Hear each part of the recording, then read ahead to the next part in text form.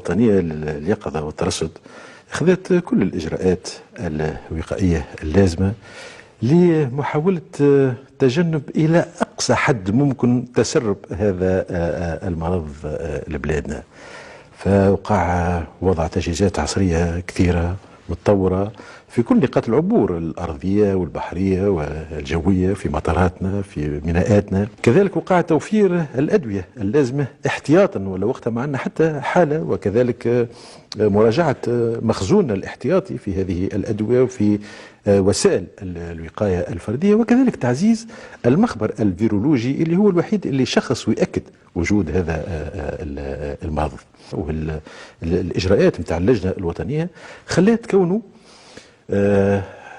عرفنا أن هنالك مجموعة من الطلبة التونسيين قاموا بفترة دراسية في الولايات المتحدة الأمريكية، رجعوا دخلوا البلاد التونسية وكانت ما عندهمش علامات المرض أي الحرارة، لكن لجنة اليقظة عرفت ونعرفوا احنا ونتابعوا اللي كانوا موجودين معهم طلبة من بلدان أخرين اللي صرحوا بهذا المرض، فوقع الاحتياط ووقع الاتصال بهم فردا فردا وأعلمناهم بالإجراءات اللازم اتخاذها عند ظهور بعض العلامات نتاع المرض نتاع النزلة، أي شوية حرارة، شوية زليف، شوية كحة، شوية. فهذا الدور الناجع نتاع الخطة الوطنية هذه، وعلمناهم أنه عندما تبرز بعض العلامات يتصلوا بالمصالح الصحية، وهذا ما وقع.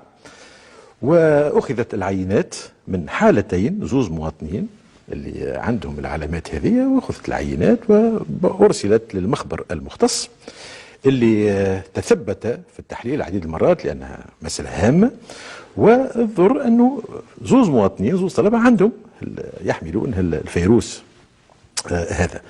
فوقع أخذ كل الإجراءات اللازمة، وقعت معالجتهم في بيوتهم، معالجة عائلاتهم، كل أقاربهم اللي اختلطوا بهم، والهم الآن في صحة جيدة. المواطن يتساءل الآن ما الذي سيتغير أو يمكن أن يتغير في التعاطي مع هذه المسألة، خاصة بعد اكتشاف هاتين الحالتين؟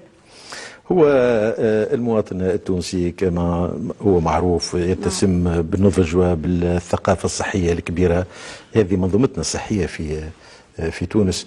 وعندي معلومتين الحقيقة لابد أن نقولهم، أنه النزلة هذه حاليا هي أقل خطورة من النزلة الشتوية حاليا، لكن اليقظة دائمة، والمواطن ينجم يساعدنا كثير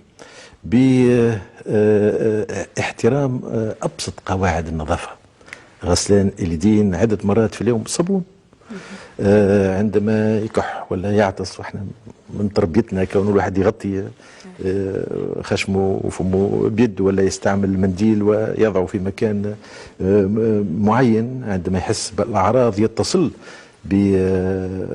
بمصلحة صحية. دونك إذا ينجم يعاوننا كثير في المجال هذايا. والشيء كذلك اللي لابد أن نقوله أنه لا مجال للخوف ولا التخوف. دوليا